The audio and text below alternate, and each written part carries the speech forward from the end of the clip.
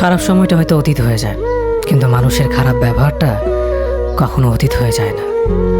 শুধু নিজে থেকে কথা বলা বন্ধ করে দেখো, দেখবে অনেক আপনজন পর হয়ে যাবে। আসলে কেউ আপন হয় না। যারা তোমার ক্ষতি চায় তাদের আঘাত করবে না, তাদের সামনে একটু হাসি মুখে বাঁচবে। দেখবে তুমি আঘাত করলে যা কষ্ট পেত, ওরা তার থেকেও বেশি কষ্ট পাবে।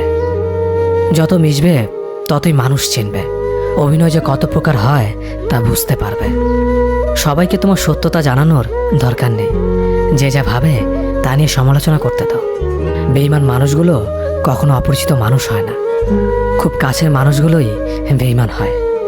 মানুষ চেনা শুরু করলে এমনিতেই বন্ধুর সংখ্যা কমে যাবে, এটাই বাস্তব। 3টি কথা মনে রাখবেন: যে তোমাকে সাহায্য করে তাকে কখনো ভুলে যেও না, যে তোমাকে ভালোবাসে তাকে কখনো ঘৃণা করো না, যে তোমাকে বিশ্বাস করে তাকে কখনো ঠকিও না। ধোঁকা একজনেই দেয়, কিন্তু বিশ্বাস সবার উপর থেকে উঠে যায়।